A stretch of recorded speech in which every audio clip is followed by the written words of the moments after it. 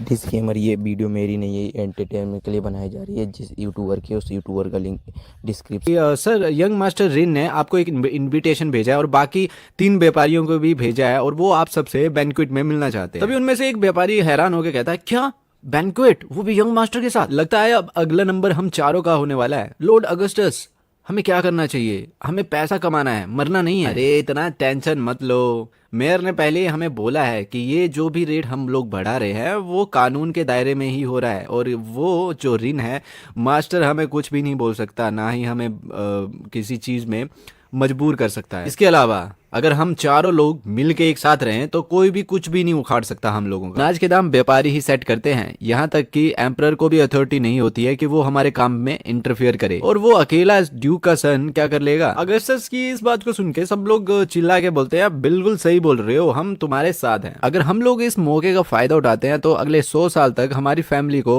कभी भी पैसों की कमी नहीं होगी। आज की डेट में हम लोग गेहूं का जो रेट है वो 2 गोल्ड कॉइन पर 1 बैग बेच रहे हैं।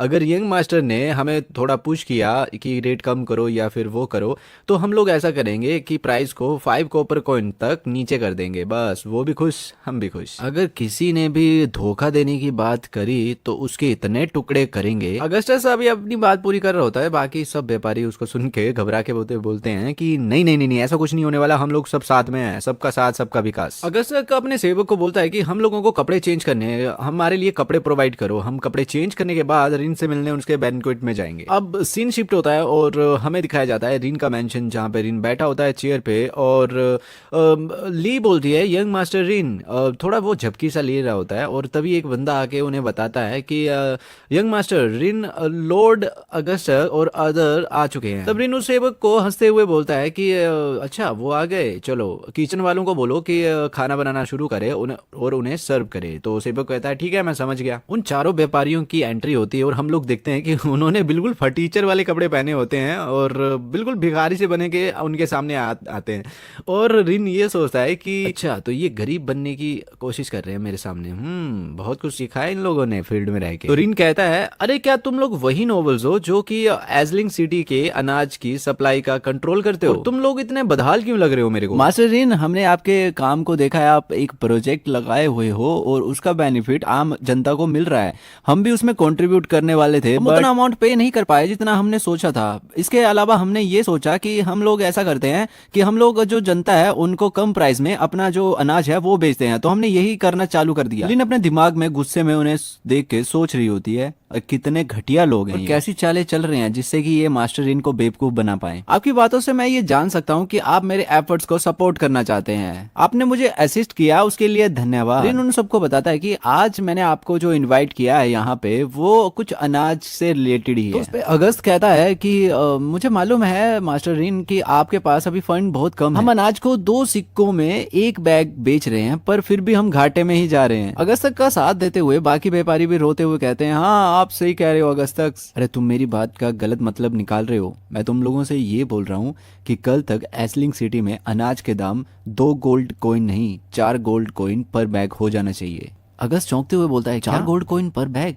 आप प्राइस बढ़ाने की बात कर रहे हो? एग्जैक्टली, तुम 4 गोल्ड कॉइन पर 1 बैग बेचो और मुझे उसका 30% कमीशन चाहिए। कैसा लगा तुम लोगों को? यंग मास्टर रिन, मैं एक बुढ़ा आदमी हूँ और हो सकता है कि मेरे सुनने में थोड़ी खराबी हो गई हो, पर मैंने जो सुना है उसके हिसाब से आप अनाज के दाम को 4 गोल्ड कॉइन पर बैग करना चाहते हो। मिस्टर अगस्तस, आप भूल रहे हो, इस डील से मुझे 30% कमीशन भी तो मिलेगा। अगस्त अपने फेस पे एक लालच वाली हंसी लेके आता है और सोचता है कि मैंने सोचा था ये बच्चा ऐसे ही ना समझा होगा और हमें प्राइस कम करने के लिए बोलेगा, पर ये तो हमसे भी ज्यादा लालची निकला। अगर ये भी हमारे साथ मिल गया तो हमारी तो फिर चांदी ही चांदी होगी। अगर हम लोगों को पता चल गया होता कि मास्टर रिन का क्या अटेंशन है तो हम प्राइस पहले ही ज्यादा कर लेते और इतना घबराते भी नहीं। हम ये सब बिना किसी ऑफिशियल पत्र के नहीं कर सकते। अगर हमें कोई लेटर वगैरह मिल जाता है तो हम लोग ये सब कुछ कर सकते हैं, बढ़ा सकते हैं रेट को, और कभी विद्रोह हुआ भी तो हमारे पास सबूत रहेगा कि हमने ये रेट क्यों बढ़ाए। अगर हमारे पास कोई प्रूफ नहीं रहेगा तो हम अकेले फंस जाएंगे इस झमेले में। अगस्त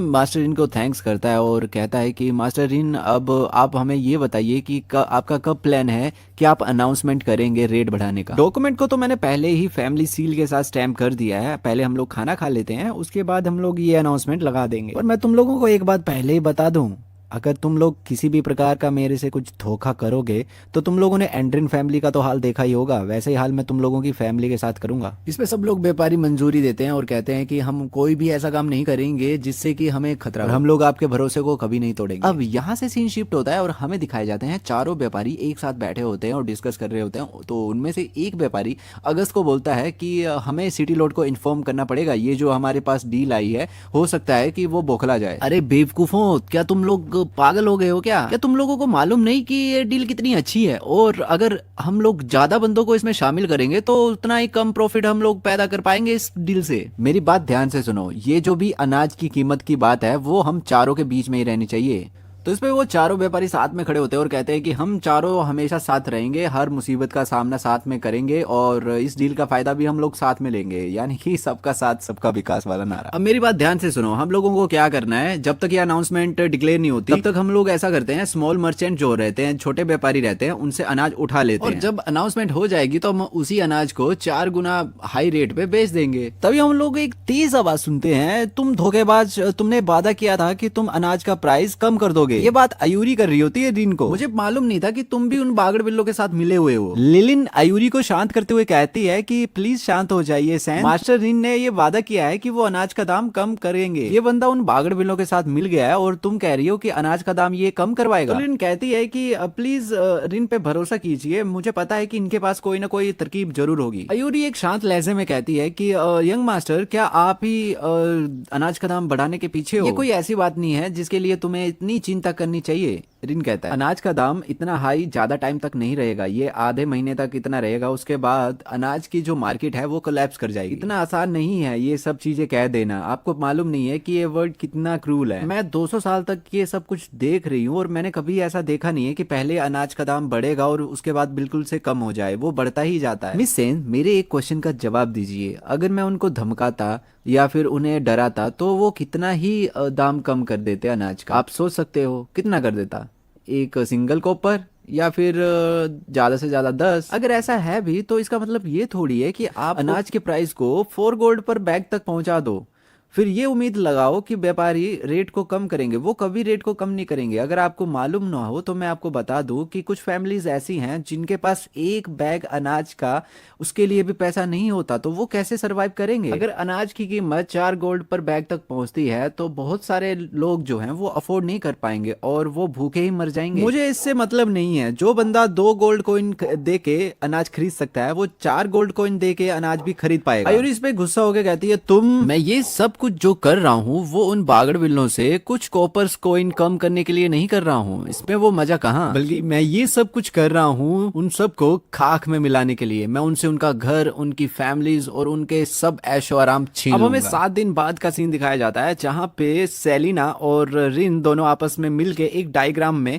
चर्चा कर रहे होते हैं, जहाँ पे रिन उसे बताता है कि इलेक्ट्रोनाइट कैसे चलते हैं और कैसे वो वर्क करते हैं। तो इनका डिस्कशन खत्म होने के बाद हमें पता चलता है कि वो बैटरी और बल्ब जैसी चीज पे काम कर रहे होते हैं। हालांकि मैं इसे डिस्क्राइब नहीं करूंगा, काफी साइंटिफिक हो जाएगा, तो आप मोटा यही समझ लो कि ये एक डायग्राम है जिसमें कि सेलिना को ये समझा रहा है कि बैटरी और वो मैजिक कैसे काम करता है। तो इस पे सेलिना बोलती है कि ओ, तो मैं अब समझ गई कि ये कैसे वर्क करता है। तो रिन कहता है सेलिना से, आज का लेसन कंप्लीट हुआ। उनकी बात अभी खत्म होती है और वहां पे ली आती है और ली बताती है, मास्टर रिन आपसे मिलने मिस सेंस और एलिरिया यहाँ पे आई। तो रिन कहता है कि उनके पास और कोई काम नहीं है करने को। तो सेलिना कहती है कि ये सब कुछ अनाज के दाम से रिलेटेड है ना, आपने बोला था कि आप अनाज का जो दाम है वो कम कर देंगे। अभी जो अनाज का दाम है सिटी में चल रहा है 7 गोल्ड पर बैग। तभी वहां से आयुरी बोलती है कि यंग मास्टरिन, क्या आपने मेरे से ये नहीं बोला था कि आप अनाज का दाम कम कर दोगे? आयुरी काफी गुस्से में होती है और वो चिल्ला के बोलती है कि अभी का हाल मैं आपको अगर बता दूं तो एसलिन सिटी में यहाँ तक कि जो स्मॉल नोबल्स हैं वो भी अनाज नहीं खरीद पा रहे हैं, वो सभी स्ट्रगल कर रहे हैं, तो कॉमनर्स कहाँ जाएंगे? कॉमनर्स का क्या हाल होगा आप सोच भी रहे हो? आपको क्या मालूम भी है एक बैग की कीमत क्या पहुंच चुकी है अभी मार्केट में? लिया से पूछता है कि मुझे बताओ कि कितना दिन हो गया है जब से हमने प्राइस को बढ़ाया है? 7 दिन हो गए हैं मास्टर रिन। तो ये बात है, तो अब समय आ चुका है जब हम उन बागड़ बिल्लों का बैंड बजाएं। मास्टर रिन, पहेलियां बुझाना बंद करो और मुझे साफ साफ बताओ कि तुम करने क्या वाले हो। मैंने तुम्हें अपना प्लान इसलिए नहीं बताया क्योंकि तुम्हारी एक्टिंग ना बिल्कुल ओरिजिनल होनी चाहिए थी। अगर उन्हें पता चल जाता कि तुम एक्टिंग कर रही हो तो वो समझ जाते कि रिन कुछ चाल चल रहा है। आयुरी ध्यान से सुनना, अब मैं तुम्हें सारा सच बताने वाला हूँ। तुम मुझे बताओ कि हमारी सिटी में इस टाइम पे किस चीज की भारी कमी है? इस समय कोई सी भी चीज की कोई कमी नहीं है हमारी सिटी में। नहीं, तुम गलत हो। यहाँ पे मर्चेंट की कमी है जो कि अनाज को बेच सके। इस पर आयुरी हैरानी से एक्सप्रेशन देती है, क्या तुम अब समझ गई हो? तुम्हें मालूम ही होगा कि एसलिन सिटी में फूड ही लैक नहीं हो रहा, यहाँ पे मर्चेंट्स भी लैक हो रहे हैं जो कि सामान को बेचें। लालच इंसानों के लिए एक अभिशाप है और तुम जानती हो कि वो अपने आप को कंट्रोल नहीं कर पाते हैं जब लालच सामने दिखता है उन्हें। जब अनाज का रेट 2 गोल्ड बैग से हमने 4 गोल्ड बैग किया, ये सुन के बाहर के बहुत सारे मर्चेंट जो कि अनाज बेचने का काम करते थे, सप्लाई का काम करते थे, वो एसलिंग सिटी में आने लगे अपनी सप्लाईज को लेके, और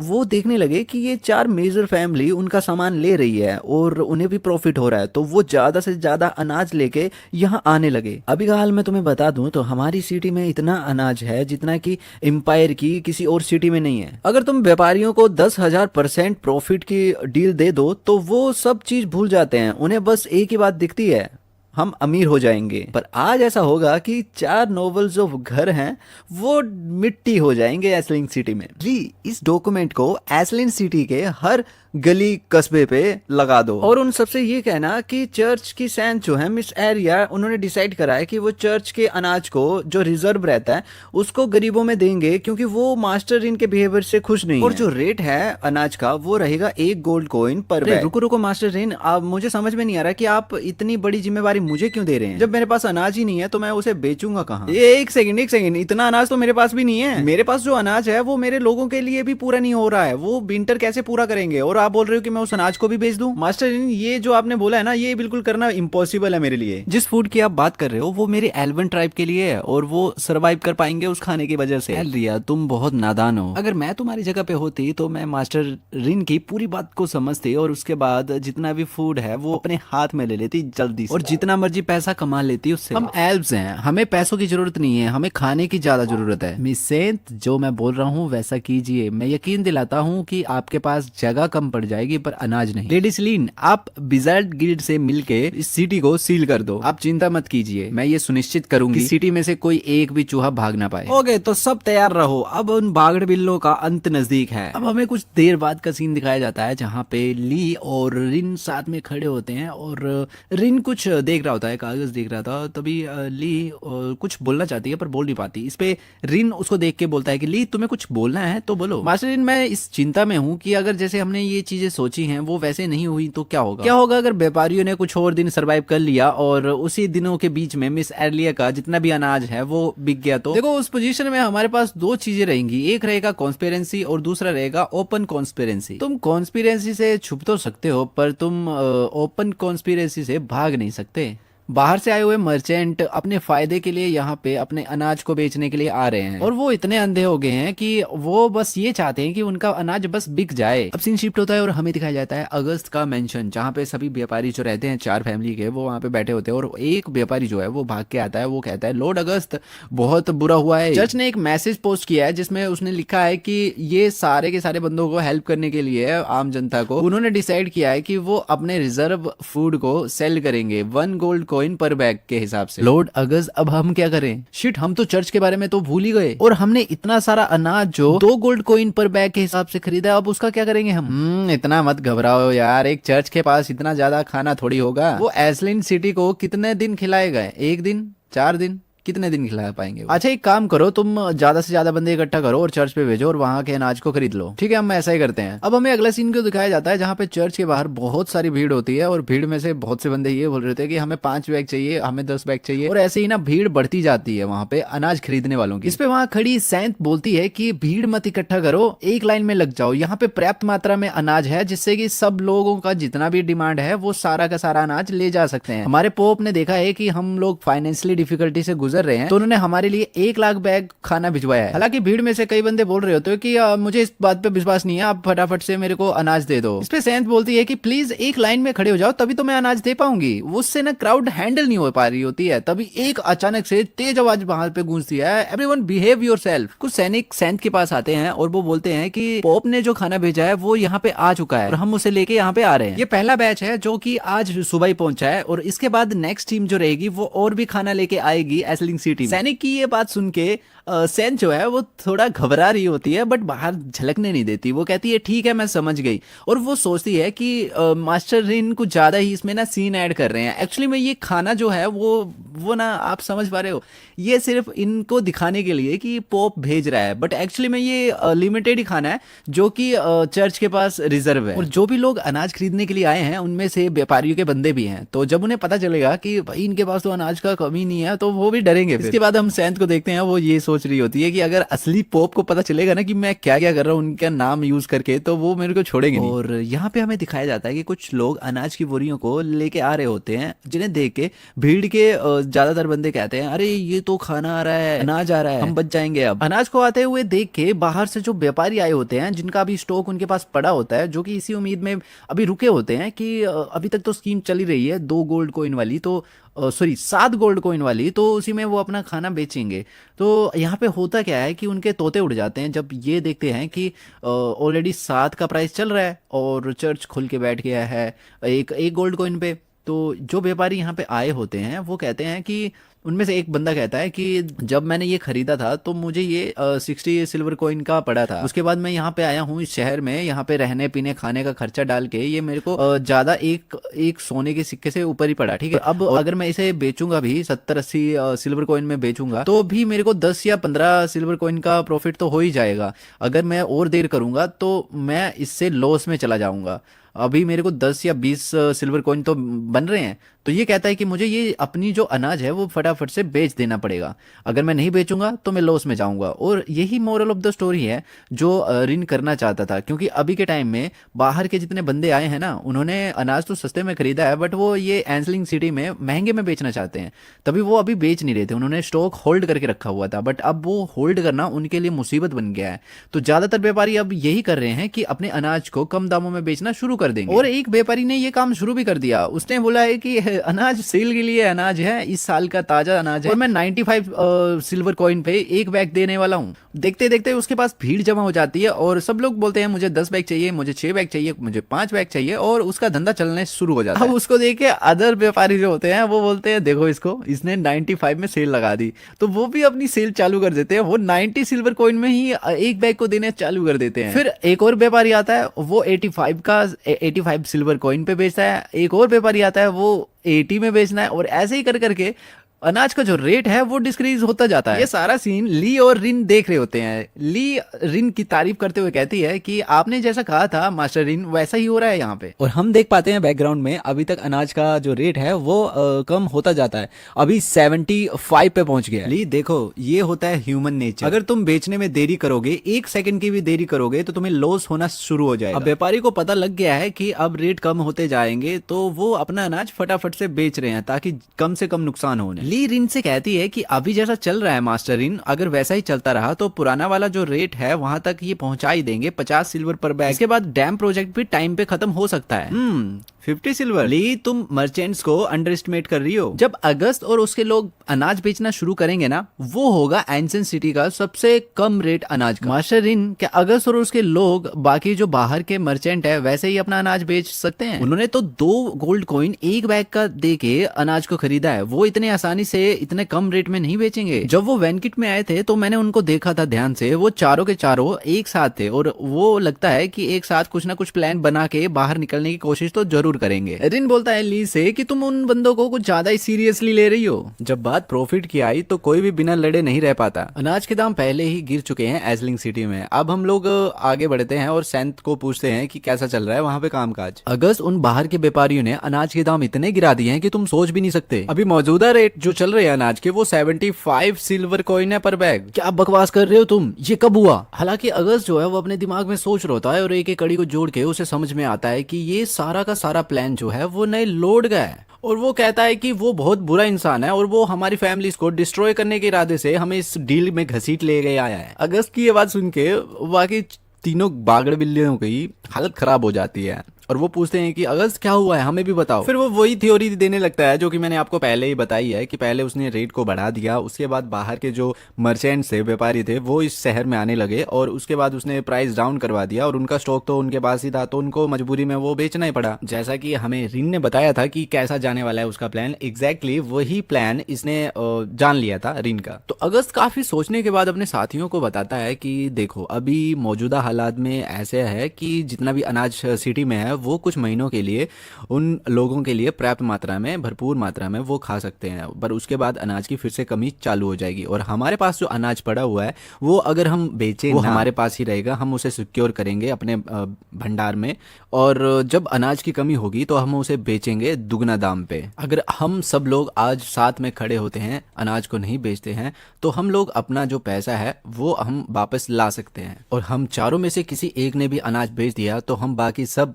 मर जाएंगे। अगस्त की बात को सुन के उनमें से एक व्यापारी कहता है कि अगस्त आप बिल्कुल सही कह रहे हो, मैं अभी घर जाता हूँ और जितना भी अनाज मेरा बाहर है उस सबको मैं सील कर देता हूँ। सील करने से उसका मतलब ये होता है वो अपने दिमाग में सोचता है कि मुझे अभी के अभी अपना अनाज को बेच देना है, नहीं तो मैं तो लूट जाऊंगा, बर्बाद हो जाऊंगा। मुझे इनका क्या ठेका ले रखा है मैंने इनका, ये तो जब चाहे वो तब पैसा बना सकते हैं, बट मुझे अभी बेच देना है, नहीं तो मैं तो कंगाल हो जाऊंगा। और यहाँ पे वही चीज होती है जो कि मास्टर रिन हमें बता रहा था कि पैसा किसी का सगा नहीं होता, ये तो फिर भी व्यापारी हैं। और दोस्तों आजकल आप लोग देखते ही होंगे अपने आस पड़ोस में भाइयों के बीच में भी पैसा और जमीन जायदाद के पीछे लड़ाइयां होती हैं, ये तो फिर भी लालची व्यापारी हैं। अब उस बंदे को जाते हुए देख के जो बाकी दो व्यापारी होते हैं वो भी उस पे ना तिरछी नजर से देख रहे होते हैं कि साला ये खुद अकेले अकेले जा रहा है, इसका मतलब ये बेचने वाला है और हम लोग फंस जाएंगे। तो हमें पता चलता है कि वो भी बेचने की ही फिराक में है। तो वो दोनों भी अगस्त को कहते हैं कि हम भी कुछ अरेंजमेंट कर लेते हैं और यही कह के वो भी बाहर चले जाते हैं। अब सीन कट होता है, थोड़े देर के बाद का सीन हमें दिखाया जाता है। अब हमें थोड़ी देर बाद का सीन दिखाया जाता है जहाँ पे अगस्त बैठा होता है अपने सोफे पे और उसका सर्वेंट वहां पे आता है और वो बोलता है कि मास्टर मैंने अपने बंदों से बोल दिया है कि वो अनाज का ध्यान रखे और कोई भी बेचे ना। वो अपने सर्वेंट को लात मारता है और कहता है कि वो 3 कमीने तो अपना अनाज बेच रहे हैं और तू क्यों नहीं बेच रहा? जितना भी अनाज हमारे पास पड़ा हुआ है सारा का सारा बेच दो, मुझे एक दिन का भी नहीं दिखना चाहिए। ठीक है मालिक, समझ गया। अब सीन शिफ्ट होता है और हमें दिखाया जाता है सेंथ को और रिन को और ली को, जहाँ पे मास्टर रिन जो है वो सेंथ को बोल रहे होते हैं कि सेंथ क्या आप मुझे बताइए जितना खाना आपके पास बचा है वो आपके लोगों के लिए पर्याप्त होगा सर्दी के लिए। अभी सेंथ अनाज के ढेर को देखते हुए कहती है कि इतना सारा अनाज कहाँ से आ रहा है? ऐसा इसलिए हो रहा है क्योंकि आपने जो फूड है वो हाईएस्ट पॉइंट पे बेचा है और लोएस्ट पॉइंट पे खरीदा है, इसकी वजह से आपने 10,000 ऑफ गोल्ड कमा लिए हैं। अभी वहां पे लिलिन आती है और वो कहती है ब्रदर रिन आपको पता है अनाज का प्राइस ड्रॉप हो चुका है, बहुत कम हो चुका है, अब एक सोने के सिक्के से आप 3 बैग खरीद सकते हो। अब तुम समझी मिस सेन, मैंने यही बात आपको बताई थी कि जितना आप इंतजार करोगे उतना आपका जो अनाज का कीमत है वो कम होता जाएगा। अब देख लो मार्केट में कितना प्राइस चल रहा है, अभी अगर आप अनाज खरीदोगे तो आप और भी ज्यादा अनाज खरीद पाओगे उसी पैसों से। सेंथ क्या अब हम अपनी डील के बारे में बात कर सकते हैं? तुम एल्व्स के साथ किस प्रकार की डील करना चाहते हो? हर तरह की।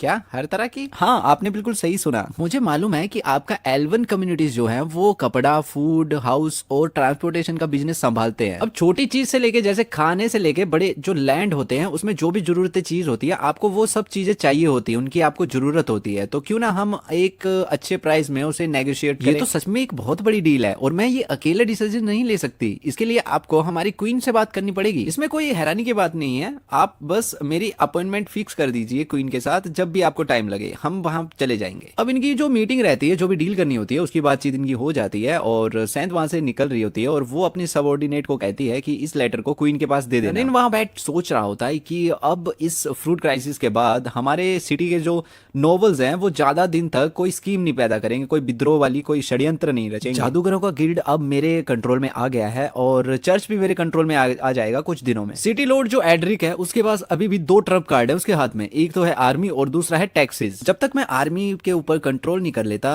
ये मुझे टेंशन नहीं है कि एड्रिक कौन सी चालें चलता है, वो कभी भी मेरे कंट्रोल से बाहर नहीं जा सकता। अब मुझे कोई ऐसा रास्ता ढूंढना पड़ेगा जिससे मैं आर्मी को अपने अंडर कर सकूं। तभी ली वहां पे आती है और वो कहती है यंग मास्टर आपको रेस्ट करनी चाहिए और आपको रेस्ट करने के लिए मैं आपकी हेल्प करूंगी जिससे कि आप रिलैक्स फील करो। गाइस इनको देख के ऐसा लगता है कि इनकी अलग ही खिचड़ी पक रही है। अब यहाँ से सीन शिफ्ट होता है और एक बंदा चिल्लाते हुए आगे बढ़ रहा होता है और वो कहता है कि इन हरामखोर सोल्जर्स को ये ग्रैंड ड्यूक की रेपुटेशन की भी कुछ नहीं पड़ी है, उनकी रेपुटेशन खतरे में। मैं तो यही दुआ करूंगा कि भगवान इनके ऊपर बिजली गिरा दे और इन्हें मार दे। वो बताता है कि मैंने यहाँ आके बहुत सारे पैसे कमाए भी और बहुत सारे पैसे गंवाए भी, मुझे पता ही नहीं चला कि यहाँ पे कैसा बिजनेस हो रहा है, मैं यहाँ पे लॉस्ट में चला गया हूँ। और जब मैं वापस घर जाने की राह में बढ़ा तो यहाँ पे सैनिकों ने मेरे को रोक के लूट लिया। अरे इतना ज्यादा टैक्स कौन लेता है, यहाँ बिजनेस करने का कोई फायदा नहीं है। मुझे कहीं ना कहीं लगता है कि इस मिली भगत में द ग्रैंड ड्यूक भी, अभी उसका ये सेंटेंस कंप्लीट होता ही नहीं है, सेलिना उसे रोकने का आदेश देती है और पीछे से रिन भी आ जाता है। वो कहता है अरे चचा कैसे हो, क्या हो गया चचा तुमको,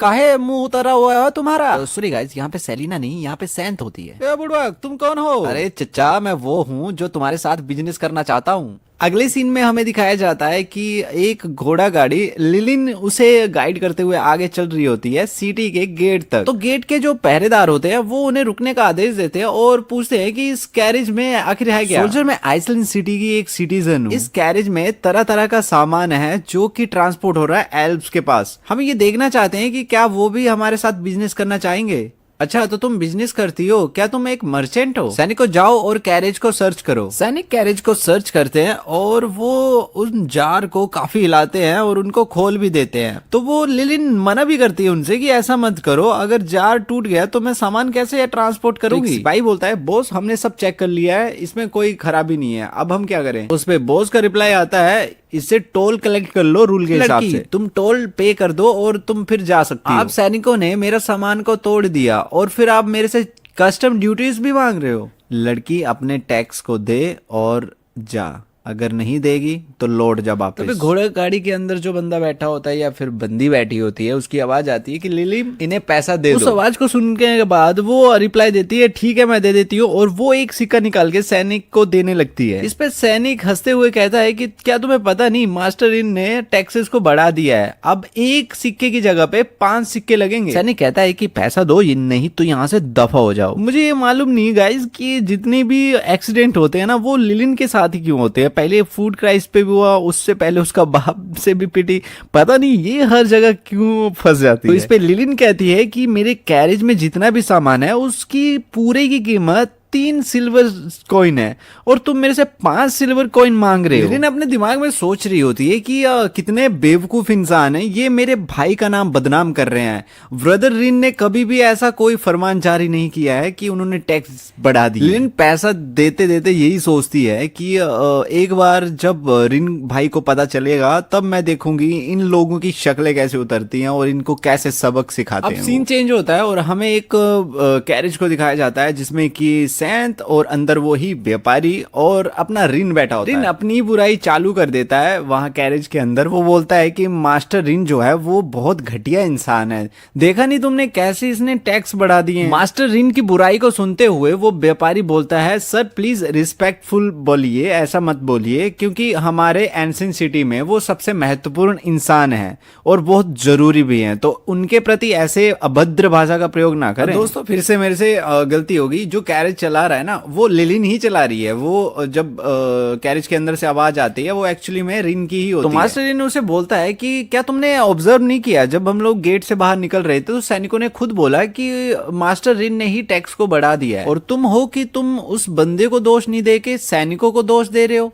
तो व्यापारी बोला कि मुझे लगता है कि तुम अभी नए नए आए हो इस शहर में, तुम कुछ नहीं जानते, तुम्हें शायद मालूम ना हो पर आइसलैंड सिटी में मास्टर रिन ने एक ऐसा ट्रिक यूज किया है जिसकी वजह से अनाज के दाम एकदम से कम हो गए और जो कि नीचे जो रहने वाले नीचे स्तर के जो लोग हैं उनके लिए काफी हेल्पफुल हुआ। हालांकि मैंने भी इस ट्रिक में अपने पैसे गवा दिए पर मुझे उस बात का गम नहीं है क्योंकि मैंने अपनी जिंदगी में पहली बार ऐसे लोग को देखा है जो कि अपनी प्रजा का हित समझता है, यानी कि उनका ख्याल रखता है। अगर मुझे उनसे मिलने का मौका मिल जाए तो मैं उन्हें बताना चाहता हूँ कि मैं उनके लिए कुछ भी कर सकता हूँ, चाहे वो मरने के लिए बोले या जीने के लिए बोले। मैंने रास्ते में आते आते सुना है कि वो ग्रैंड ड्यूक का सबसे यंगेस्ट लड़का है। उसने आते ही बैंक्वेट में काफी ज्यादा बंदों को मरवा दिया और हालांकि उसके बाद उसने कुछ खोदने के लिए बहुत सारे बंदों को लगा भी दिया। मुझे लगता है कि तुम एल्ड्विन फैमिली की बात कर रहे हो, वो डिजर्व करते थे वैसा। क्या तुम उन्हें जानते थे? यंग मैन, तुम्हारी बातों से लग ही रहा था मुझे कि तुम इस सिटी से नहीं हो। तुम्हें अगर मालूम ना हो कि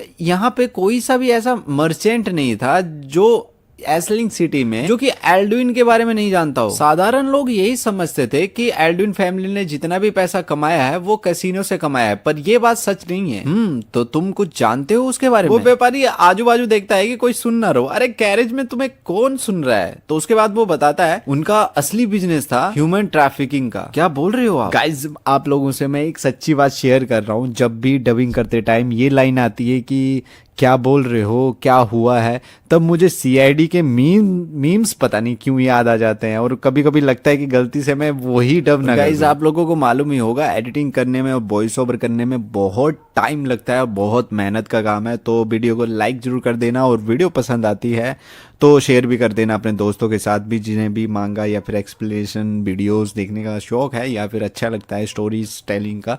तो इसके बाद मैं एक और चीज़ बताना चाहता हूँ, चैनल को सब्सक्राइब जरूर कर लेना, ऐसी वीडियोस आती रहेगी, समझ गए? चलो तो अभी स्टोरी पे बैक आते हैं हम लोग। और इन व्यापारी की बात को सुन के यही सोचता है कि यही कारण हो सकता है कि हमारे पास इतने लोग ही नहीं है, इतनी पॉपुलेशन नहीं है, बहुत कम पॉपुलेशन है इनके पास। और उन लोगों की हिम्मत कैसे हुई मेरे लेबर को हाथ लगाने की? भाई इसे बंदूक ही नहीं पड़ी, इसीलिए लेबर की पड़ी हुई है, क्योंकि सच्चा भी है इंसान है। इसे अगर कोई प्रोजेक्ट बनाना है तो इसके पास बंदे ही नहीं है यार। वैसे मुझे जल्दी से जल्दी कोई रास्ता ढूंढना पड़ेगा जिससे कि बॉर्डर कंट्रोल जो है ना वो मेरे अंडर आ जाए, नहीं तो कभी कोई लड़ाई या फिर सिविल वॉर होगी तो मेरे पास तो बंदे ही नहीं होंगे, मैं तो मुसीबत में फंस जाऊंगा। और इसकी भी कोई गारंटी नहीं है कि जब मेरे पे कोई हमला करेगा तो दूसरा स्टेट जो रहेगा वो इस मौके को छोड़ देगा, वो भी अटैक कर देगा। उनकी डिस्कशन चल रही होती है, तभी बाहर से आवाज आती है लिलिन की। वो कहती है कि तुम दोबारा से टैक्स क्यों ले रहे हो? जब हमने एस्लिंग सिटी को छोड़ा था तब भी हमने टैक्स दिया था और तुम अब भी हमसे टैक्स ही मांग रहे हो। तो इस पे सैनिक कहता है कि जो टैक्स तुमने एस्लिंग सिटी में दिया है वो एस्लिंग सिटी पे बिलोंग करता है, पर अभी जो तुम टैक्स दोगे वो बॉर्डर फोर्टेस पे बिलोंग करेगा। लिलिन काफी गुस्से में कहती है कि क्या बकवास कर रहे हो तुम, इससे पहले तो हम लोग एक ही बार टैक्स देते थे। इस पे सैनिक कहता है छोटी बच्ची हो क्या, जल्दी से टैक्स दो और जाओ यहाँ से, अगर टैक्स नहीं दोगी तो दफा हो जाओ यहाँ से जहाँ से आई हो। लिलिन पूछती है कि कितना टैक्स देना पड़ेगा मेरे को। इस पर सैनिक खुश होते हुए कहता है कि 1 गोल्ड कॉइन। लिलिन बिल्कुल शौक हो जाती है, वो कहती है कि 1 गोल्ड कॉइन, क्या बात कर रहे हो, ये तो सीधा चोरी है। तभी अंदर कैरेज से आवाज आती है लिलिन उनके और रूल्स जो है वो फॉलो करो। हालांकि लिलिन का मूड नहीं होता है उनको पैसा देने का, फिर भी वो एक हल्की आवाज में कहती है पर ब्रदर रिन चलो ठीक है। जैसे ही ये आवाज सुनता है कि कैरेज के अंदर और भी लोग हैं, वो अटेंशन करते हुए कहता है कि कोई अंदर है तो वो बाहर निकल आए। और सारे सैनिक जो रहते हैं गेट पर वो उनके कैरेज को घेर लेते हैं। यहाँ सरहद की पहरेदारी है और यहाँ पे जितने भी ट्रेवलर्स जाते हैं उन सबको चेक करना होता है। इन कैरेज से उतरता वो कहता है कि अच्छा तो अब तुम अगर चेक करना चाहते हो तो मैं भी चेक अच्छे से कर ही लेता हूँ। रिन को देखने के बाद सैनिक कहता है तुम कौन हो? रिन के पीछे खड़े व्यापारी को देखने के बाद सैनिक कहते हैं अरे तुम बुढ़े, तुम्हारी हिम्मत कैसे हुई जो तुम यहाँ पे आ गए? व्यापारी उन सैनिकों को देख के काफी डर रहा होता है और रिन ये घबराहट देख लेता है। तो रिन पूछता है कि आखिर तुम इन सैनिकों से इतने क्यों घबरा रहे हो, कुछ काम वाम किए हो ऐसा खतरनाक वाला जो ये सैनिक तुम्हारे पीछे पड़े हैं? व्यापारी कह रहा होता है रिन से कि ये लोग सैनिक नहीं है, ये पास में ही माउंटेन में रहने वाले बैंडिट्स हैं। पहले बैंडिट्स हुआ करते थे और उसके बाद इन्होंने एल्ड्विन फैमिली के साथ मिलके ह्यूमन ट्रैफिकिंग का काम चालू कर दिया और एल्ड्विन फैमिली ने इनको यहाँ पे लेके पटक दिया और यहाँ पे पहरेदार बना दिया। हमें पता चलता है कि इस व्यापारी का नाम ट्रिस्ट है। तो उन बैंडिट्स में बैंडिट्स बोलूं या सैनिक बोलूं, बैंडिट्स ही बोलता हूं। अब उन बैंडिट्स में से एक बंदा बोलता है कि पिछली बार जब तुम यहां से गए थे तब भी तुमने पूरा टैक्स नहीं दिया था, अब की बार मैं पूरा हिसाब किताब लूंगा तेरे से अच्छे से। वो बैंडिट्स एक थप्पड़ मारता है अपने ट्रिस्ट को।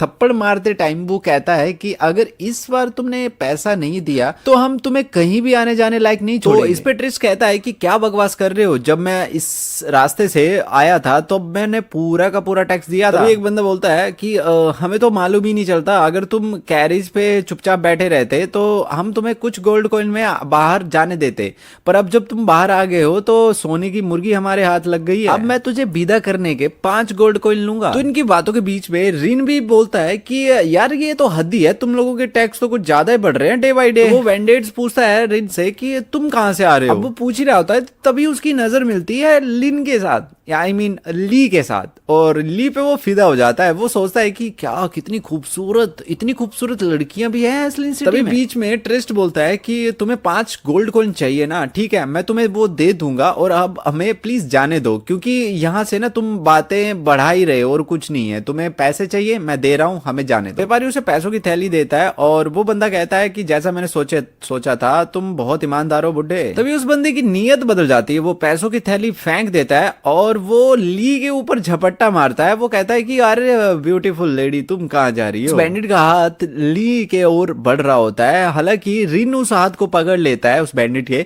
और हाथ पकड़ के वो कहता है कि मैं भी देखना चाहता हूँ कि एक आम आदमी का हाथ जब पड़ता है तो कितना पड़ता है। बैंडिट बिल्कुल चिल्लाते हुए कहता है कि क्या तुम मरना चाहते हो।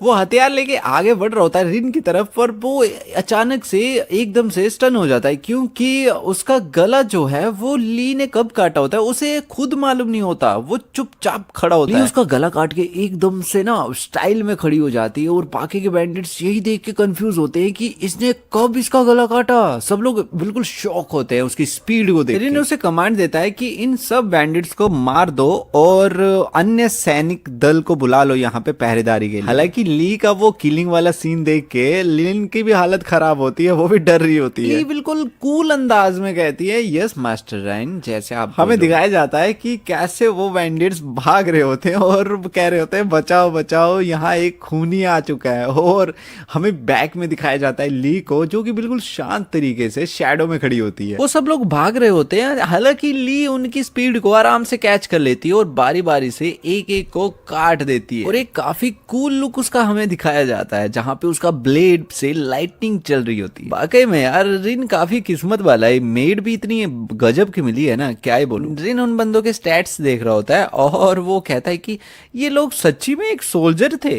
इसी के साथ हमें रिन का एक फ्लैशबैक दिखाया जाता है, जहाँ पे उसके फादर उसे बोल रहे होते हैं कि रिहान जब तुम एस्लिन सिटी में जाओगे तो तुम ऐसा कोई काम मत करना अपनी टेरिटरी में जिससे कि तुम दूसरे जो टेरिटरी है आपस में लड़े, यानी कि बॉर्डर की टेरिटरी है, अलग दूसरे देश के जो बंदे हैं उनको उंगली मत करना जिससे कि वो तुम पे हमला करे। पर दुर्भाग्य से मैंने वो चीज खोज ली है, क्योंकि ह्यूमन ट्रैफिकिंग जो है वो other state I mean other territory के जो में हैं वो इसकी टेरिटरी में आगे कर रहे हैं, तो ऐसा तो नहीं है कि ये चुपचाप बैठेगा। तो ये वही बोलता है कि इस वजह से हो सकता है कि मेरी टेरिटरी में बहुत बड़ा खतरा है। अब हमें सीन दिखाया जाता है ली की तरफ से, जहां पे बारी बारी सबके तीतर उड़ा रही होती है, और वो उसका लुक जो है ना वो बहुत ओपी दिखाया जाता है। उसके हाथ में चाकू है और मेड की आउटफिट है, बहुत गजब लग रही है। आप भी कमेंट करना कि आपको कैसी लग रही है। ली अपना काम ईमानदारी से कर ही रही होती है, उसके चंगुल से 2-3 बंदे बचे होते हैं। वो कहते हैं कि अबे अब मैं कौन बचाएगा।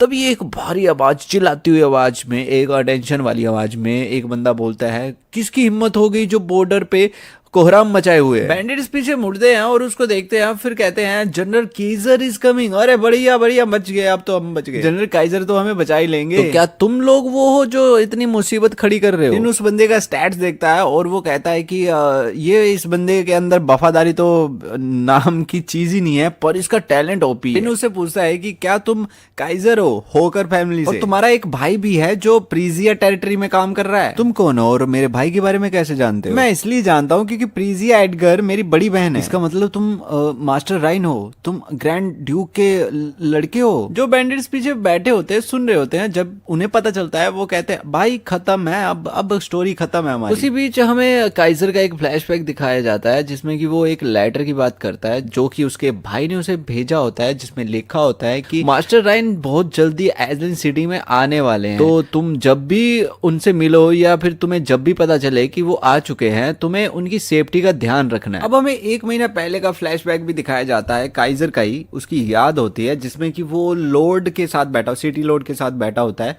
और सिटी लॉर्ड उसे कहता है कि पैसा देते हुए कहता है कि जनरल काइजर हमारी सिटी जो है वो तुम पे ही निर्भर करती है और तुम इस पैसों के हकदार हो। इसका मतलब ये है कि वो अपनी वफादारी सिटी लॉर्ड को दे चुका होता है। इसके पीछे भी उसकी एक वजह होती है, वो यही सोचता है कि उसके पास काफी ज्यादा मात्रा में टैलेंट है, फिर भी द ग्रैंड ड्यूक ने उसे ऐसी जगह पे ट्रांसफर कर दिया जहां पे उसकी टैलेंट की कद्र नहीं है और वो मनी मन में उनसे बगावत के मूड में चला गया। वो सिटी लॉर्ड को दिखा कि ये अपने टाइप का बंदा है तो उसने अपने साइड उसे ले लिया, तो वो भी एक भ्रष्ट बंदा ही बन गया। सच्चाई जानने के बाद भी वो क्या करता है कि एक्टिंग करता है कि ये राइन नहीं है और अपने सैनिकों को आदेश देता है कि इन सबको खत्म कर दो और वो खुद भी लड़ाई के लिए तैयार हो जाता है। वो कहता है कि इस फेक वाले मास्टर राइन को मार दो और मैं तुम सबको एक अच्छा रिवॉर्ड दूंगा। जगह पे ट्रांसफर कर दिया जहां पे उसकी टैलेंट की कद्र नहीं है और वो मनी मन में उनसे बगावत के मूड में चला गया। वो सिटी लॉर्ड को दिखा कि ये अपने टाइप का बंदा है तो उसने अपने साइड उसे ले लिया, तो वो भी एक भ्रष्ट बंदा ही बन गया। सच्चाई जानने के बाद भी वो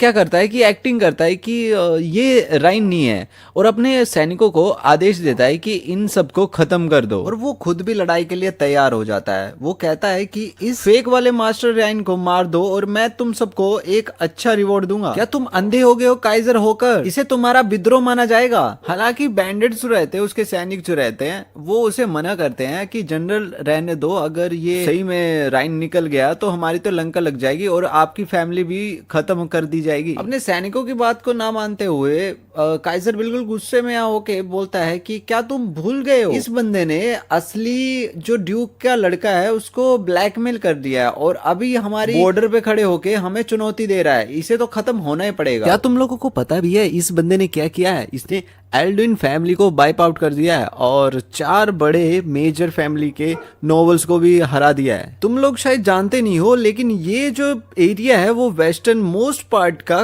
कैरोडोरियर एम्पायर में आता है और तुम लोगों को ये जान के बहुत खुशी होगी अगर तुम इस बंदे का सिर काट के अगर नॉर्थ की साइड चले गए ऑर्विस एम्पायर में, तो वो खुशी खुशी तुम्हें एक छोटा नॉवल तो बना ही देंगे। तुम्हें जिंदगी चाहिए या मौत चाहिए ये तुम खुद तय करो, मैं तुम्हें फोर्स नहीं कर रहा कुछ भी करने को। ये सारी बातें काइजल कर रहा होता है अपने सैनिकों के साथ। हालांकि उसके सैनिक ली से काफी डरे हुए होते हैं और वो यही सोचते हैं कि क्या हमें जनरल का साथ देना चाहिए या नहीं देना चाहिए। वो सैनिक ली को देखते हैं और वो सभी सोचते हैं कि इस लड़की ने अकेले ही कितनी तबाही कर दी है। जनरल जो भी बोल रहा है वो बिल्कुल सही बोल रहा है और वो सभी ऊंची आवाज में कहते हैं कि हम जनरल को फॉलो करेंगे। काइजर ये सब कुछ देख के काफी खुश होता है और वो रिन को लास्ट वार्निंग देता है कि मरने से पहले अगर तुम्हें कुछ बोलना है तो वो तुम बोल सकते हो। तो मास्टर रिन कहता है कि अगर तुमने मरने का प्लान बना ही लिया है तो शुभ काम में देरी क्यों, आ जाओ फिर देखते हैं किसमें है कितना दम। ये बात सुन के काइजर अपने सभी ट्रूप्स को कमांड देता है कि सब लोग चार्ज करो और इन लोगों को मार दो। ली यहाँ पे बोल रही होती है कि उसकी जो स्कर्ट है वो उसके रास्ते में आ रही है, तो वो अपनी स्कर्ट को काट के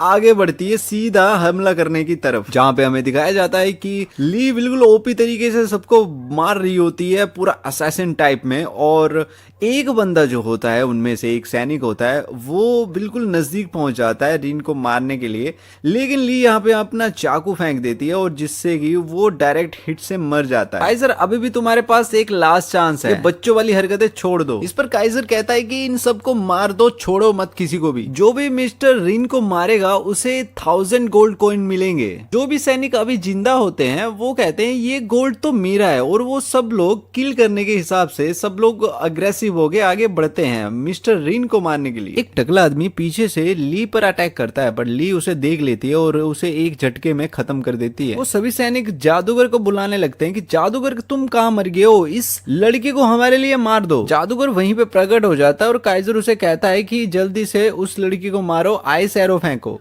तो जादूगर उसकी बात को मानते हुए जल्दी से फटाफट से आइस एरो ली की तरफ फेंक देता है। हालांकि ली उस एरो से बच तो जाती है बट वो जाम हो जाती है, उसके पांव ना धरती पे जाम हो जाते हैं बर्फ के कारण। ली को जाम होता हुआ देख के काइजर सबसे पहले अपने सैनिकों को यही कमांड देता है कि जल्दी से रिन को मार दो क्योंकि ये लड़की फंस गई है हमारे जाल में। हालांकि इतना इज्जत नहीं दे रहा होता है काइजर ली को, वो कह रहा होता है कि ये कुतिया फंस गई है हमारे जाल में, अब रिन का काम तमाम कर दो। अगले सीन में हम लोग देखते हैं कि रिन के पास एक हथौड़ा होता है और उसके साथ साथ उसके पास बैटरी वाली वायर भी होती है। भाई ये चल क्या रहा है, कहां से आ गई ये वायर और ये हथौड़ा कहां से आ गया? तो वो हथौड़े को ली की तरफ फेंकता है और ली उस हथौड़े को पकड़ लेती है और जिससे कि वो अपनी बर्फ को तोड़ देती है और तेजी से हवा में कूद जाती है। ली हवा में कूद गई होती है और उस टाइम पे रिन जो है वो उस वायर को जमीन पे पटकते हुए कहता है कि क्या टाइमिंग है, मैं भी देखना चाहता हूँ कि आखिर इस बैटरी में कितनी पावर है। बैटरी वाली वायर जैसे ही धरती पे टच होती है वो भाई बिल्कुल एकदम से करंट का झटका देती है सबको, लाइटनिंग सब पे गिर रही होती है और सबका बहुत बुरा हाल हो जाता है, कोई सा भी बंदा खड़ा नहीं रह पाता। और यहाँ पे हम रिन को देखते हैं, वो आइसोलेटेड कपड़े के ऊपर खड़ा होता है। सैनिक उस चीज को देख के डर जाते हैं, वो कहते हैं क्या थंडर मैजिक। रिन तब कहता है कि अगर मेरे पास वीडियो रिकॉर्डर होता ना तो इस सीन को मैं रिकॉर्ड करता। क्या ही सीन था, इस वीडियो को मैं उन लोगों को दिखाता जो कि बैटरी का काम कर रहे हैं, वो इस वीडियो को देख के समझ पाते कि आखिर कितना खतरनाक काम वो करने वाले हैं। सैनिकों को पीछे हटते हुए देख काइजर चिल्लाते हुए कहता है कि तुम लोग पीछे क्यों हट रहे हो, उन्हें मार दो। जनरल ये बिल्कुल भी सही नहीं है, मास्टर राइन शायद फॉरबिडन मैजिक यूज कर रहे हैं, जब भी कोई उनके पास जा रहा है वो मर जा रहा है। जो सैनिक ये बात कर रहा होता है उसकी बात सुन के काइजर उसी का गला काट देता है और एक डरावनी सी शक्ल दिखाई जाती है उसकी, और वो बोलता है कि जो भी बंदा पीछे हटेगा उसे मैं मार दूंगा, जल्दी से हमला करो उस पे, वो अकेला पर्सन है और तुम लोग इतने ज्यादा बंदे हो, सब लोग मिलके उसे मार दो। एक सैनिक अपने दोस्तों को देखता है कि जो जमीन पे गिरे हुए होते हैं, मरे हुए, वो उन्हें देख के कहता है कि आखिर यहाँ चल क्या रहा है। तभी ली मास्टर से कहती है कि मास्टर मुझे एक बात बताइए, ये सोल्जर क्यों नॉकआउट नहीं हुए आपके मैजिक से। इस पर रिन कहता है कि ये बैटरी जो थी वो फुली चार्ज नहीं थी और ये एक टेस्टिंग के लिए मैं बैटरी साथ में लेके आया था, इसमें उतनी पावर नहीं थी कि ये और झटके दे पाए। मास्टर राइन तब तो मुझे आपको जल्दी से यहाँ से निकालना पड़ेगा। अरे चिंता मत करो, काइजर की कहानी आज खत्म हो जाएगी। तभी काइजर चिल्लाते हुए कहता है कि उसे पकड़ो, जल्दी से पकड़ो, उसका मैजिक फेल हो गया है। तभी वहां आसमान से बिजली पड़ती है। तभी काइजर कहता है कैसे कैसे ये पॉसिबल कैसे है, जादूगर के गिल्ड वाले यहाँ क्या कर रहे हैं। तभी वहाँ सेलिना पूरा लाइटिंग वाली ओरा में आती है सामने और वो कहती है कि काइजर लगता है तुम औकात से ज्यादा बढ़ रहे हो आगे। तभी वो रिन से कहती है यंग मास्टर क्या मैं सही टाइम पे आ चुकी हूँ। तो रिन उसे जवाब देता है कि तुम बिल्कुल सही समय पे आई हो, अभी अभी बैटरी की पावर रन आउट हो गई है। सेलिना सब काम साइड में छोड़ के बिल्कुल क्लोज आ जाती है रिन पे और वो पूछती है कि ओहो हो तो आपने बैटरी का यूज किया, मुझे बताइए ना उसका इफेक्ट कैसा हुआ। जब हम काइजर को और उसके बंदों को अरेस्ट कर लेंगे उसके बाद मैं आराम से तुम्हें हर बात बताऊंगा। समझ गई यंग मास्टर। सेलिना यहाँ पे खुद को चार्ज कर रही होती है और हम देखते हैं कि उसके पीछे और भी बहुत सारे मैजिशियन होते हैं और वो सबको कमांड देती है ऑल मैजिशियन इनके ऑर्डर को मानो और इन विद्रोहियों को खत्म करो। हम लोग देखते हैं कि सभी जादूगर मिलके एक कंबाइन अटैक रेडी करते हैं और वो लाइटनिंग का होता है, सारे के सारे लाइटनिंग मिलके एक बड़े लाइटनिंग पे कन्वर्ट होती है और जिसको देख के उसके काइजर के सैनिक जो होते हैं वो डर जाते हैं कि मैं गलत था, प्लीज हमें माफ कर दीजिए। उस अटैक को तैयार होते हुए देख के काइजर कहता है कि राइन तुम मेरे हाथों बच नहीं पाओगे, अगर मैं मरूंगा तो तुझे भी साथ में लेके मरूंगा। यही बोल के उसके पीछे लाइटनिंग अटैक तो हो जाता है पर वो भागते हुए सीधा रिन के पास जाता है और कहता है कि तुम्हें मरना होगा। वो आगे बढ़ जाता है रिन को मारने के लिए तलवार के साथ। जैसे ही वो वार वहां पे रिन के ऊपर करता है आगे खड़ी होती है ली जो कि उस वार को डोज कर लेती है। डोज करने के बाद काइजर कहता है ये सही नहीं हो रहा, ये कैसे मेरे अटैक को डोज कर रही है। उसके बाद हम लोग देखते हैं कि ली उसे कस के एक लात मारती है और जैसे ही उसे लात पड़ती है वो जाके दूर गिरता है और सीधा दीवार से टकरा जाता है और वो बेहोश हो जाता है। काइजर को देखने के बाद ली कहती है साला कमीना। थोड़ी देर बाद का सीन दिखाया जाता है जहाँ पे रिन कुछ पढ़ रहा होता है और वो बोलता है कि क्या ये। उसके बाद हम लोग देखते हैं कि काइजर को उन्होंने बांध के रखा होता है और वो जाग जाता है और वो रिन पूछता है उससे कि हाँ अच्छा बेटा जाग गए। बॉर्डर गार्ड होते हुए तुमने पिछले कुछ सालों में काफी पैसा इकट्ठा कर लिया है, आखिर तुम एड्रिक के साथ कब शामिल हुए, आखिर तुम्हें ये सब पता कैसे चल रहा है। इतना भी सरप्राइज मत हो जाओ, मुझे तो कब का मालूम है कि एड्रिक मेरे खिलाफ कुछ ना कुछ तो षड्यंत्र रच रहा है और वो हमें धोखा देगा। मैं तो बस एक मौके की तलाश में हूँ, जैसे ही वो मौका मिलेगा एल्ड्रिक धूल चाटता फिरेगा। मुझे तुम्हारा शुक्रिया करना चाहिए क्योंकि तुम्हारे कारण ही अब मैं ये खेल खत्म करने वाला हूँ। तुम क्या सोचते हो ये छोटे मोटे करप्शन के एविडेंस के बिहाफ पे तुम एल्ड्रिक से डील करोगे? ना ना ना ना ना ना बेटा, तुम किसी गलत फहमी में हो, ये अकाउंट तो कुछ भी नहीं है मेरे लिए। इन अकाउंट से तो मुझे बस यही पता चला है कि एस्लिन सिटी का कितना टैक्स है और कितने अकाउंट में वो बढ़ता है। मुझे इस बात की खुशी है कि अब वो अकाउंट का पैसा मैं एस्लिन सिटी के फ्यूचर में लगाऊंगा। तुम एस्लिन सिटी का फ्यूचर में लगाओगे पैसा? क्या तुम सपना देख रहे हो? लॉर्ड एल्रिक के पास उन सभी नोबल्स का कंट्रोल है जो एस्लिन सिटी में रहते हैं और तुम्हें लगता है कि वो तुम्हारी बात सुनेंगे? काइजर होकर मैं तुम्हें कुछ बताना चाहता हूँ, ध्यान से सुनना। अगर तुम जिंदा बच गए तब तुम नोबल खेल लेना, अगर तुम मर गए तो तुम एक डेड बॉडी हो और कुछ नहीं। तुम क्या चाहते हो कि एस्लिन सिटी में खून खराबा हो? एस्लिन सिटी के नोबल्स के पास दो चॉइसेस रहेंगे। पहली चॉइस तो ये है कि जैसे तुम अपनी मौत की राह पे चल रहे हो वो भी अपनी मौत की राह पे चले, और दूसरी चॉइस ये है कि वो मेरी बात सुने और मेरे लिए काम करे फ्यूचर। अब तुम मुझे बताओ कि तुम्हें क्या लगता है वो कौन सा रास्ता चुनेंगे? यहाँ से सीन कट होता है। अब काइजर का इसने क्या किया क्या नहीं किया वो मेरे को मालूम नहीं। आई थिंक वो मर गया है अब, तो यहाँ से सीन कट होने के बाद हमें दिखाया जाता है रिन को, जो कि आगे चल रहा होता है और वो यही सोच रहा होता है कि समय का हिसाब लगाने पे मुझे ये लगता है कि ग्रैंड ड्यूक सोरेन जो है वो पक्का अपने सैनिकों को भेजेगा इसी साल के अंत। मुझे सिटी वॉल को जल्दी से रिपेयर करना पड़ेगा, नहीं तो अगर हम पे अटैक होगा तो हम लोग बच नहीं पाएंगे। रिन एक मैप निकालता है और वो सोचता है कि वेस्ट की जो टेरिटरी है वो एल्प्स की है। अगर हम लोगों ने एल्प्स के साथ एक सक्सेसफुल नेगोशिएशन कर लिया तो हम लोगों की वॉर नहीं होगी। ईस्ट की तरफ मेरी बहन की टेरिटरी है तो उससे मुझे कोई खतरा नहीं है। खतरा है तो नॉर्थ से, जहां पे ग्रैंड ड्यूक की टेरिटरी है। वहां ली आती है और ली रिन को बताती है कि मास्टर राइन, जो पैसा है हम लोगों ने कलेक्ट कर लिया है बॉर्डर फोर्ट्रेस से, वो कुल मिला के 350,000 गोल्ड। अच्छा ली, एक काम करो, यहाँ पे गार्ड को नियुक्त कर दो और उन्हें 100 गोल्ड कॉइन दे दो और उसके बाद जो पैसा बचता है वो कैरेज पे डाल के हम लोग एसलिन सिटी लेके जाएंगे। कैरेज की तरफ जा रहा होता है और उसे सेलिना दिखती है, तो सेलिना को वो धन्यवाद करता है कि उसने और जादूगरों के गिल्ड ने उनकी बहुत हेल्प करी है। तो सेलिना उस पर बोलती है कि ऐसा कुछ नहीं है मास्टर राइन, पर मैं एक बात पूछना चाहती हूँ आपसे, क्या आप मुझे बैटरी के डिस्चार्ज का जो प्रिंसिपल है उसको डिटेल में बता पाओगे? जिसके पास मैजिक नहीं होगा वो इसका यूज कैसे करेगा? ठीक है, रास्ते में लौटते टाइम मैं आपको सारी बातें आराम से बताऊंगा। ठीक है, मैं इंतजार करूंगी। अब ये दोनों आपस में बातें कर ही रहे होते हैं, तभी एक बंदे की वहां पे एंट्री होती है। वो दूर से ही आवाजें मार रहा होता है मिस्टर राइन और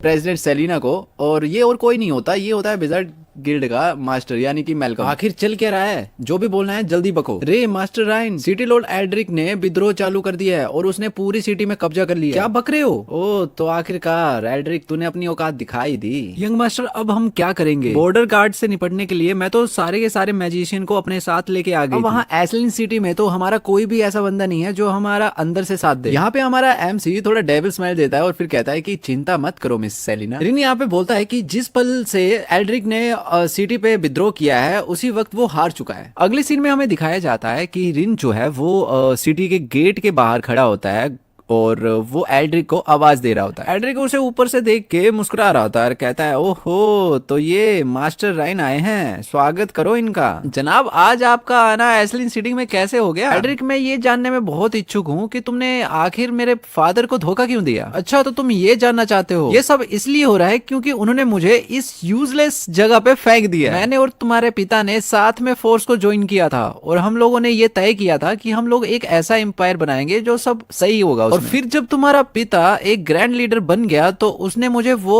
सुख सुविधाएं और वो ट्रीटमेंट नहीं दिया जो मैं चाहता था, जिसका मैं हकदार था। इसके अपोजिट उसने मुझे और मेरी फैमिली को एक ऐसी जगह पे फेंक दिया जहां पे कुछ भी नहीं है। मैंने उसे कई बार पत्र लिखे और उसमें लिखा भी कि मुझे कहीं और ट्रांसफर कर दे। और फिर आखिर में क्या हुआ? उसने वो सारे के सारे खत को रिजेक्ट कर दिया। आज ये जो भी हो रहा है ये सारी की सारी तेरी बाप की गलती है। अगर तुम्हें किसी को ब्लेम करना है तो अपने बाप को करो, मुझे नहीं। मेरे साथ जो ये लोग हैं वो वही लोग हैं जिनके साथ मिलके तेरे बाप ने पूरे वर्ल्ड को कॉन्कर किया था और इनको भी मेरी तरह क्या मिला? सिर्फ धोखा। हम लोग कोई विद्रोह नहीं कर रहे हैं, हम लोग वो चीज वापस ले रहे हैं जो कि हमारी। ओह तो ये बात है, मैंने तो कुछ और ही सोच लिया था।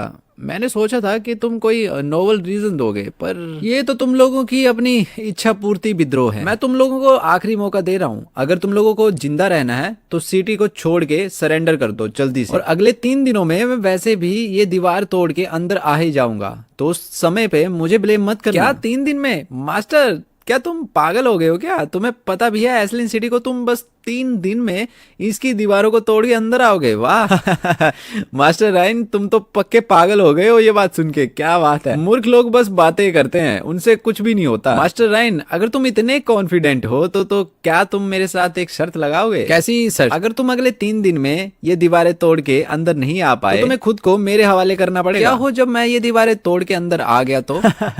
अगर तुमने ये दीवारें तोड़ दी तब तुम जो बोलोगे वैसा ही होगा जनाब। तो क्या बोलते हो राइन एडगर, लगाओगे शर्त? लिटिल यंग मास्टर, उनकी बात सुनने की कोई जरूरत नहीं है। मास्टर राइन, मैंने भी एल्ड्रिक के इस विद्रोह की खबर द ग्रैंड ड्यूक को भेज दी है। हमें बस इंतजार करना है जब तक ग्रैंड ड्यूक की तरफ से सिपाही नहीं आ जाते। वो आएंगे तो वो इन सबको डिस्ट्रॉय कर देंगे और इन लोगों की ये फिजूल की शर्तें मानने की कोई जरूरत नहीं है। मास्टर राइन, क्या हो गया? डर गए क्या बेटे? अभी थोड़ी देर पहले तो बड़ी बड़ी छोड़ रहे थे कि ये कर दूंगा वो कर दूंगा, 3 दिन के अंदर दीवार गिरा दूंगा, अब क्या हो गया है? डरपोक कहीं के। अगर तेरे अंदर थोड़ी सी भी हिम्मत है तो हमारी शर्त को मान, क्यों नहीं मान रहा फिर? अगर तुमने ये सोच ही रखा है कि तुम्हें अपनी जिंदगी झंड ही करवानी है तो इसमें मैं कुछ भी नहीं करना चाहता मेरे तरफ से। तो मैं पूरी कोशिश करूंगा तुम्हारी जिंदगी झंड करने की। अब देखते जाओ क्या क्या होता है तुम्हारे साथ। और हाँ, रही बात शर्त, तो मुझे तुम्हारी शर्त बिल्कुल मंजूर है। मुझे यही उम्मीद रहेगी कि 3 दिन के बाद तुम अपना प्रॉमिस भूल ना जाओ। अरे वाह, ये हुई ना बात। जितने भी यहाँ पे लोग खड़े हैं वो सभी इस बात की गवाही देंगे फिर। Oh by the way master Ryan, मैं तो आपको बताना ही भूल गया, ऑर्बिस एम्पायर की आर्मी को भी मेरे इस विद्रोह के बारे में खबर मिल चुकी है। उनकी आर्मी वॉर्डर किले की तरफ से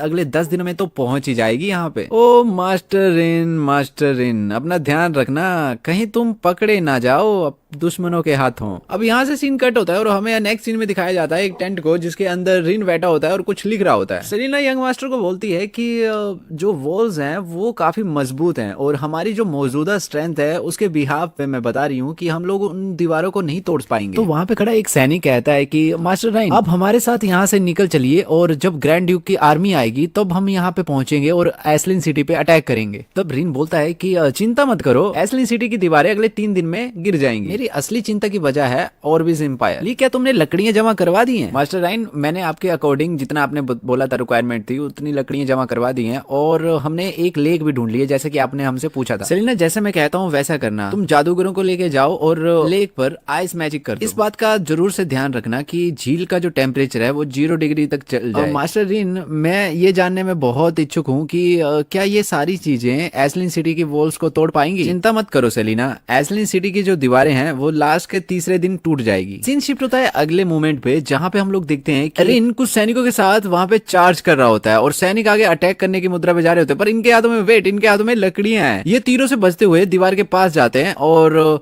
एड्रिक सोचता है कि ये लोग क्या कर रहे हैं, ये बिना वेपन के यहाँ पे अटैक कर रहे हैं, उनके हाथ में ये लकड़ियां क्या कर रही हैं। तो हम लोग देखते हैं कि सैनिक जो है वो दीवार के पास लकड़ियां छोड़ के वापस जा रहे होते हैं। तो एड्रिक बिल्कुल कंफ्यूज हो जाता है और उसके साथ जो वहां पे एक सैनिक होता है वो भी परेशान होता है। एड्रिक उससे पूछता है कि ये चल क्या रहा है, क्या तुमने इससे पहले ये सब चीजें देखी हैं? लॉर्ड एरिक, मैं भी आपके इसी क्वेश्चन का जवाब ढूंढ रहा हूँ, मैं भी समझ नहीं पा रहा हूँ आखिर वो यहाँ पे लकड़ियां छोड़ के क्यों जा रहे हैं। लगता है कि वो दीवार पे आग लगाना चाहते हैं। दीवार पे आग लगाना चाहते हैं? बेवकूफ इंसान, तुम्हें पता भी है ये पत्थर की दीवार है और पत्थर में आग लगती है क्या? पर सर जी, मुझे और कोई कुछ भी समझ में नहीं आ रहा, मुझे यही रीजन लगा। तेरी तो लॉर्ड एल्ड्रिक, यहाँ देखिए वो उस लकड़ियों पे आग लगा रहे हैं। मुझे भी यही लग रहा है कि वो वॉल पे फायर लगाने की कोशिश कर रहे हैं। क्या वो सही में दीवार में आग लगाने की कोशिश कर रहे हैं? इस छोटे बच्चे को जितना मैंने बेवकूफ समझा था वो ये उससे भी ज्यादा मूर्ख है। लॉर्ड एल्ड्रिक, क्या आप चाहते हो कि हम मैजिशियन को बुलाएं और इस आग को बुझा दें और सोल्जर जो कि लकड़ी लेके आ रहे हैं उन पे एरो से शूट करें? इसकी जरूरत नहीं है। जो मैजिशियन आए हैं वो ऑर्बिस एम्पायर से आए हैं और इन छोटे कामों के लिए उनका यूज नहीं करेंगे हम। उनको तो खास मौके पे ही यूज करेंगे। हम ऐसे कामों के लिए अपनी मैजिकल पावर यूज नहीं करेंगे। और उन पे एरो भी मत चलाओ, उसे भी वेस्ट मत करो। 3 दिन बाद मैं उसे यहीं पे टॉर्चर करूंगा वॉल के सामने। और हमें दिखाया जाता है कि उनकी रखी हुई लकड़ियों पे आग लगी होती है जो कि दीवार पे होती है। अगले सीन में हमें सिटी लॉर्ड का मेंशन को दिखाया जाता है और मेंशन के अंदर सिटी लॉर्ड बैठा होता है और उसके साथ और भी बंदे होते हैं, जहाँ पे एक बंदा बता रहा होता है कि लॉर्ड एल्ड्रिक जी, ऐसा लग रहा है कि सामने वाली टीम ने फिर से कंटिन्यू कर दिया है आग लगाना। क्या उन लोगों ने वो सारी लकड़ियां जला दी हैं जो सर्दियों में काम आनी थी? सभी लोग मेरे साथ चलो और इस पल का गवाह बनो कि मैं कैसे उस गधे को उसकी औकात दिखाता हूँ। तभी एक अनाउंसमेंट होती है और हमें बताया जाता है कि हाँ, आज तो वही लास्ट दिन है जब इन दोनों की शर्त लगी हुई थी। इसका मतलब ये है कि ये तीसरे दिन का सीन है, लॉर्ड एल्ड्रिक ही जीतेंगे। अरे हाँ, तुम तो सही बोल रहे हो, दीवार जो है वो बहुत ज्यादा गर्म हो गई है। अरे दीवार के पास मत जाना, जल जाओगे। नेक्स्ट सीन में हमें दिखाया जाता है एक तरफ होता है एल्ड्रिक और दूसरी तरफ होता है मास्टर राइन। एल्ड्रिक बोलता है, ओ तो मैं समझ गया मास्टर राइन, पहले तुम आग लगाओगे उसके बाद यहाँ आओगे सरेंडर करने। इस पे राइन बोलता है, एल्ड्रिक मैं तुम्हें और तुम्हारे साथ जितने भी तुम्हारे साथी हैं उन सबको एक आखिरी मौका देना चाहता हूँ। तुम लोग अभी सरेंडर कर लो, नहीं तो बाद में मारे जाओगे। इस पे एल्ड्रिक कहता है कि तुम्हारे दिमाग में कुछ केमिकल लोचा है क्या? तुम्हें यहाँ के हालात देख के पता नहीं चल रहा है कि कौन सरेंडर करेगा और कौन नहीं? क्या तुम शर्त के बारे में भूल गए हो क्या? आज वही लास्ट डे है। अगर तुमने एस्लिन सिटी की दीवारों को शाम होने से पहले अगर तोड़ा नहीं तो तुम्हें सरेंडर करना होगा। तुम्हें शायद याद नहीं है कि तुमने ये शर्त अपनी आर्मी और अपने सोल्जर के सामने रखी है। सब लोग इस बात की गवाही देंगे। हाँ, सोच लो, जब तक शाम ढल रही है तुम्हारे पास अभी भी टाइम है ये सोचने का कि तुम इस दीवारों को कैसे गिराओगे। इस पे रिन अपने सिर को पकड़ के कहता है कि ठीक है, अगर यही चीज तुम चाहते हो तो फिर मुझे ब्लेम मत करना। अब सेलिना अभी करो। सेलिना अपनी पावर चार्ज करते हुए कहती है ठीक है लिटिल यंग मास्टर, मैं समझ गई। सेलिना को ये अटैक प्रिपेयर होते हुए देख के एल्ड्रिक घबराते हुए अपने मैजिशियन को बोलता है कि जल्दी से गार्ड पे हो जाओ। सेलिना एक चार्ज अप लेती है और एक लाइटनिंग अटैक कर देती है सारे के सारे मैजिशियंस के ऊपर, और मैजिशियंस को प्रोटेक्टिव बैरियर लगाना पड़ता है और उसके बाद वो बच पाते हैं। ये देख के एल्ड्रिक बहुत हंसता है और कहता है कि अच्छा तो बस यही अटैक था। अरे बेटा दीवार तो गिरी नहीं यार, कुछ हुआ नहीं। मैंने सोचा था कि सेलिना इससे ज्यादा कुछ करके दिखाएगी, पर मैंने नहीं सोचा था कि ये तो शुरू होने से पहले ही खत्म हो जाएगी। एल्ड्रिक सेलिना की इस मैजिक को देख के हंस ही रहा होता है और तभी उसका ध्यान एक तरफ जाता है जहां पे वो देखता है कि आसमान से पानी बरस रहा होता है और वो परेशान होकर बोलता है कि क्या बारिश हो रही है। तभी हम लोग रिन को देखते हैं कि जो कि अपने सभी ट्रूप्स को ऑर्डर देता है कि चार्ज करो, और हम देखते हैं कि उनके सैनिक जो रहते हैं, रिन के सैनिक जो रहते हैं, पहले उनके हाथ में लकड़ियां थी, अब पानी की बाल्टी। सेलिना को दिखाया जाता है जो कि इतना पावरफुल अटैक करने के बाद एग्जॉस्ट हो गई होती है, और रिन और ली उसे पकड़ के बोल रहे होते हैं कि थैंक यू मिस सेलिना। हालांकि रिन अपने दिमाग में ये सोच रहा होता है कि मुझे मालूम नहीं था कि सेलिना मौसम को चेंज कर सकती है, जो कि आने वाले फ्यूचर में हमारे बहुत काम आने वाला है। सेलिना उस हालत में भी यही पूछ रही होती है कि लिटिल यंग मास्टर जी, जो मेथड आप यूज कर रहे हो वो इफेक्टिव होगा क्या, वो काम करेगा? सेलिना की ये बात सुन के रिन रिप्लाई देता है कि तुम चिंता मत करो, जिस पल ये बर्फ का पानी जो रहेगा वो दीवार पे लगेगा उसी समय ये दीवारें ढह जाएंगी। तभी ली कहती है रिन से कि मास्टर देखिए। अगले पल हमें दिखाया जाता है कि सैनिक जो हैं वो पानी की बाल्टी दीवार पे फेंक रहे होते हैं, यानी कि पानी फेंक रहे होते हैं। जैसे दीवारों पर पानी फेंका जाता है उन दीवारों पे दरारें आ जाती है और देखते ही देखते पूरी दीवार गिर जाती है। अगले पल हमें दिखाया जाता है दीवार के ऊपर जो एल्ड्रिक और उसके साथी खड़े होते हैं वो सारे के सारे जमीन पे गिर जाते हैं। राइन अपने सैनिकों को बोलता है कि दीवार ढह चुकी है, तुम लोग सब अटैक जो लोग सरेंडर करेंगे उन्हें अरेस्ट करो और बाकियों को खत्म कर दो। सेलिना काफी हैरानी से देखते हुए सोचती है कि वाकई में दीवार तो ढह गई।